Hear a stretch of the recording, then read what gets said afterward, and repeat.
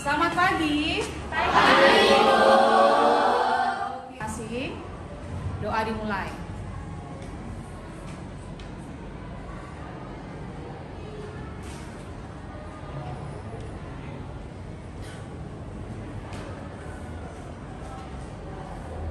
Oke, doa selesai. Ada yang nggak hadir, Nak? Ada, Bu. Ada?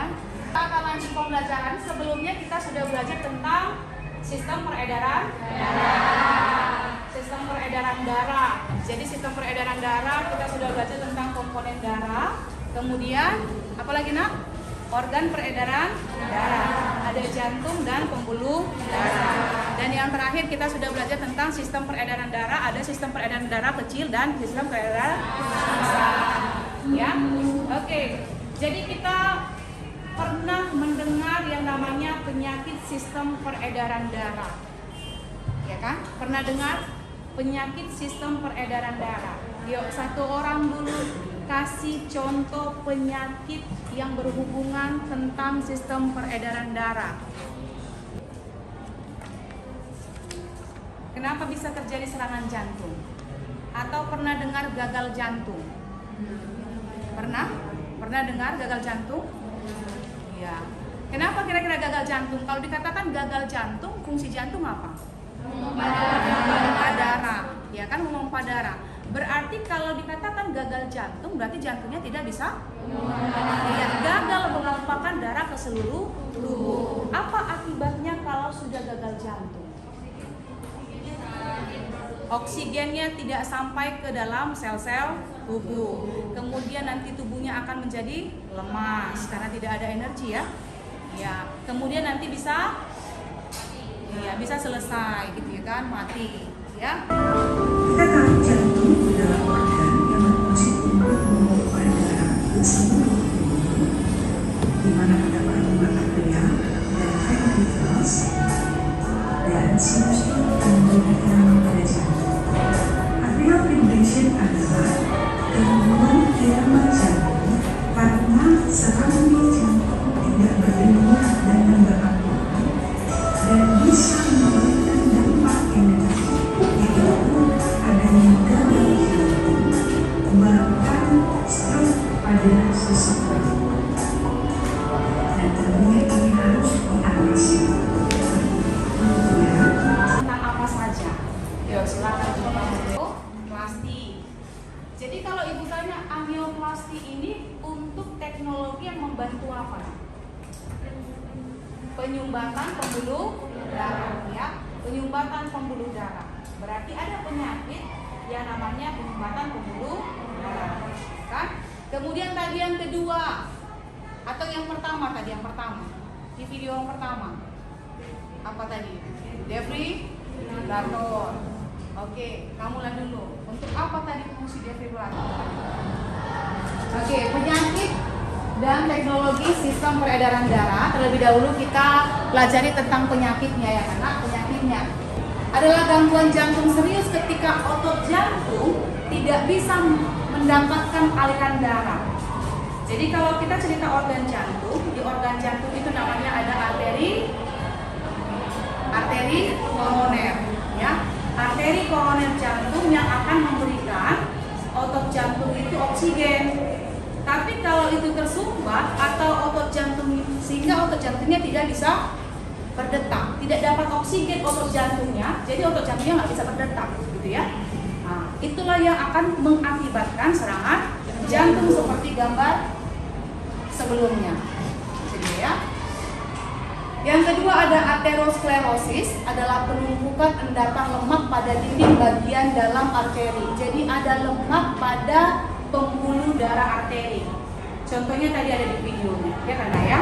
Tapi aneurysma itu berarti kelemahan pada pembuluh darah. Aritmia, kelainan fungsi pada sistem elektrik jantung. Kita tahu jantung itu bisa kontraksi, relaksasi karena ada elektriknya. Ada SA node, ada AF node. Ya, kemarin sudah kita pelajari ya. Oke, lanjut. Anemia. Kalau anemia tadi sudah dikatakan ETI ya kan? adalah sel darah merah yang sangat rendah. Kemudian leukemia, kanker darah atau leukemia karena adanya kelebihan sel darah putih atau leukosit ya. Yang 9 masih tentang darah merah, normalnya bentuknya iya bikonkav ya. Hipertensi tentu sudah tahu ya, karena darah tinggi. Hipotensi karena darah rendah. Stroke. Nah, pernah dengar stroke? Kenapa stroke? Ya kan? Kurangnya suplai darah ke arah otak karena penyumbatan pembuluh darah atau bahkan pecah pembuluh darahnya. Dia bisa pecah. Kalau sudah pecah berarti darahnya akan keluar. Kalau terlalu banyak yang keluar maka nanti akan menyebabkan bahaya juga ya nak. Pada mesin yang isinya tuk gitu ya. Ya, itu untuk apa? Untuk mendeteksi detak jantungnya. Namanya adalah ECG, elektrokardiogram. Oke. Kemudian ada yang namanya pemindaian dengan bahan radioaktif. Misalnya ada pembuluh darah yang rusak, gitu ya, dan tidak lagi bisa ditolong, ya, karena teknologi yang membantunya adalah operasi bypass. Jadi diambil dari pembuluh darah lain, kemudian akan disambungkan, tentunya melalui operasi, ya. Tidak ditempelkan kayak tempel ban ya kan, bukan seperti itu, ya. Terapi gen menumbuhkan pembuluh darah baru. Kemudian angioplasti tadi untuk pembukaan sumbatan ya plak dengan kateter yang dilengkapi balon. Tadi di videonya sudah ya. Jadi dimasukkan seperti balon, kemudian di balon itu ada stand ya seperti besi. Kemudian akan dikembangkan supaya plak-plak di pembuluh darah yang tersumbat tadi itu bisa apa? Iya, bisa mengembang kembali. Jadi dia tertekan lemak-lemaknya tadi. Gitu ya, itu namanya angioplasti buatan. Kalau kita nggak nemukan orang yang kasih donor jantung, berarti bisa pakai jantung buatan. Gitu ya. Akan baca ada beberapa artikel tentang masalah-masalah sistem peredaran darah, ya masalah tentang penyakitnya dan teknologinya. Atau nama metode ini adalah problem based learning. Gitu ya, karena problem based learning. Oke, tadi Ibu sudah bagikan kelompoknya karena ya, silakan duduk berdasarkan kelompoknya. Yo, akan bagikan LKPD-nya ya. Kelompok 1 mana tadi?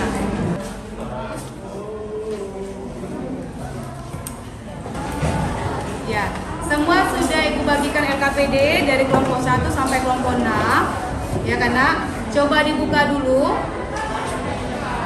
Yo, dari kelompok 1 artikel 1 tentang apa? Baca dulu. Artikelnya tentang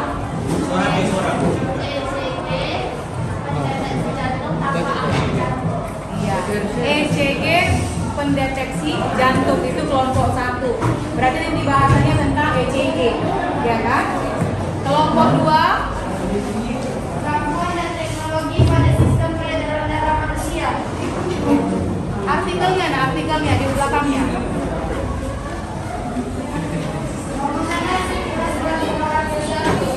Transplantasi jantung. Berarti nanti kalian bahas tentang transplantasi jantung. Teknologi pada jantung, pada sistem peredaran darah.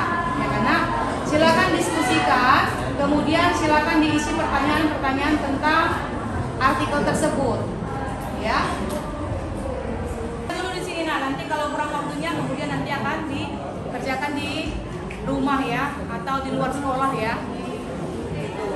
Oke, Ibu kasih waktunya sekitar 20 menit. Ini diskusinya biasanya ya, Pak?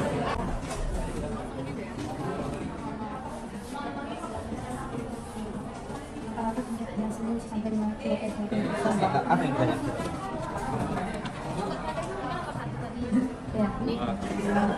Kerjasama mengamati pemaparan materi. Berarti nanti setelah ini di pertemuan kedua kita akan presentasikan hasil diskusinya.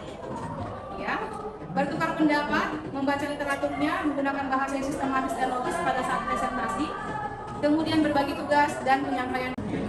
Apa kendala yang dapat teratasi dengan menerapkan teknologi tersebut? Maksudnya, ini kalian tentang apa? ECG, ya kan? Maksudnya orang yang bagaimana lah yang mendapatkan ECG ini? Kapan tuh? Iya. Ya kan? Kendala apa yang dapat diatasi? Teknologi ini kan untuk mengatasi permasalahan yang ada pada sistem peredaran darah. Jadi masalah apa aja? Misalnya orang yang dilengketkan ininya kenapa? Karena mungkin ada penyakit jantung. Coba saya cari tahu referensinya. Orang yang mendapatkan ECG atau ECG untuk apa aja? Sambungkanlah kepada penyakit-penyakit apa aja. Oke? Kasih, Bu. Dari supaya dia tetap sehat, bagus. Jangan minum air. Ngerti? Iya, udah itu aja. Faktor apa saja, misalnya menjaga kesehatannya dengan cara ini, bisa dikurangi. Ikut. Bisa buat Oh,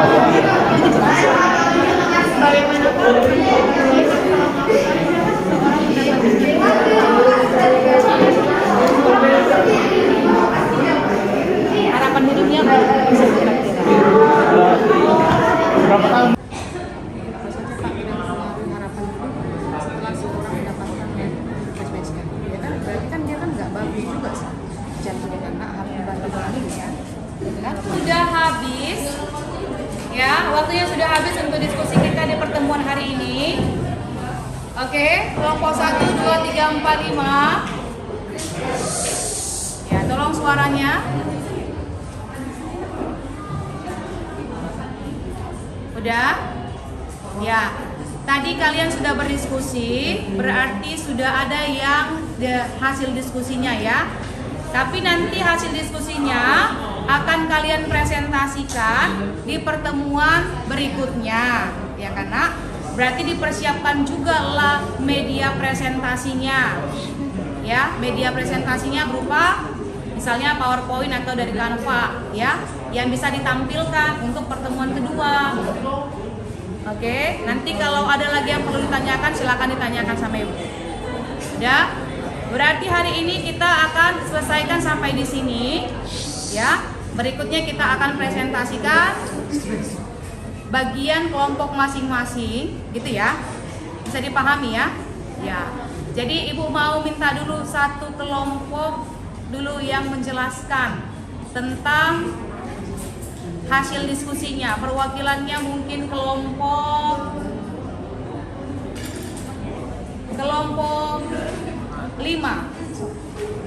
Di kelompok 5 membahas tentang metode pasang alat jantung alat pacu jantung tanpa operasi atau yang disebut dengan leadless pacemaker. Jadi leadless pacemaker ini dipasang untuk orang-orang yang mengalami jantungnya itu tidak berdetak secara beraturan, yang kayak lemah gitu, seperti lemah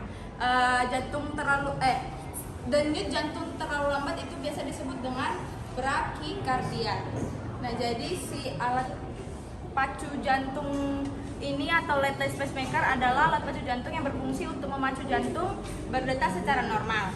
Nah, biasanya si leadless pacemaker ini berukuran sangat kecil seperti ukuran suplemen vitamin. Nah, terus faktor yang mempengaruhi harapan hidup setelah seseorang mendapatkan leadless pacemaker ini kayak misalnya dia harus mengonsumsi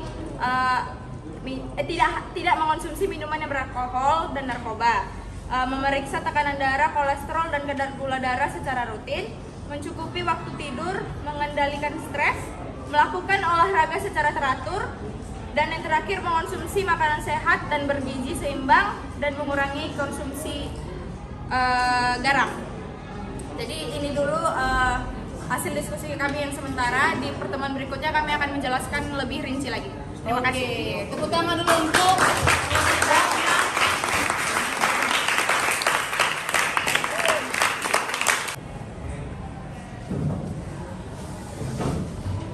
Doa selesai. Kepada Ibu Guru, beri hormat. Selamat siang, Bu.